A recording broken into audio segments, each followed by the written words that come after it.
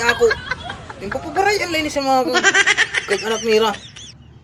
Ay, siguro niyo kung hain ito. Ayaw, di ba?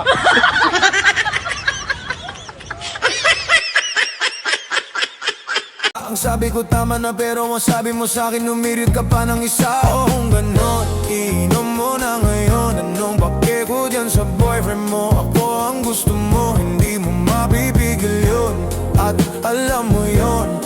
20 pesos na pamasko para sa mga inaanak, kasya na. Ay, hindi pwede Hindi Ayaw, ako di ba? bayad ng 20 pesos lang ang ibibigay sa inaanak. Ilang taon hindi ako napagbigay. Marami na akong utang sa kanila. Tapos sabihin nyo, 20 pesos lang ibibigay. Hindi ako papayag. Ayaw, di ba? 1, 2, 3, 4, 5, 6, 7, 8, 9, 10. Hindi ako papayag. 20 pesos lang para sa inaanak. Ayaw, di ba? Kain tayo mga kalambat. Ito lang ulam natin mga kalambat. Isdang tanga mga kalambat. Tara mga kalambat, kain tayo. What? Kain tayo mga kalambat. Isdang tanga ang ulam natin mga kalambat. Hindi tayo makapaglaot ngayon mga kalambat. Siyon, tara kain tayo mga kalambat.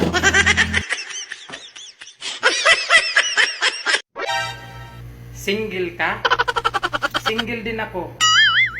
Isa lang ibig sabihin nito. Pangit tayo.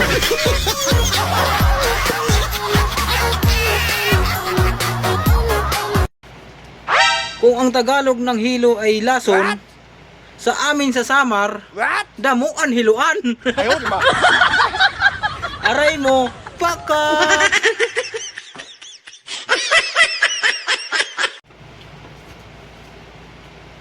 Kung ang Tagalog san hilo ay mali. Bisit. Yo, what's up mga kawaray? Hapikin ang Pasko, nagpakauli na ba ang mga nagbaraluktot ng dila? Ayaw, di ba? Ay, feeling artista na? Nagpakauli na ba ang mga baluktot ng dila? Ayaw, di ba? 4 Tagalog na, di rin na nakahon san utanin. Di rin na nakahon san buladin.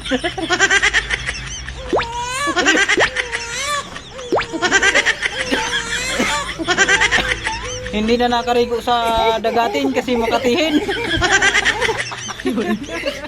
Kasi mag-iitumin. Ayaw, di ba? Yo, what's up mga unay? Andiyan na ba ang mga taga Maynilain?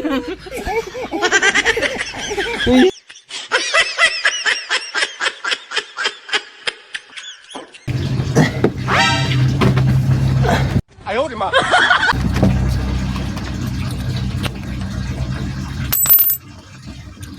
Ayaw, di ba? Ay mo.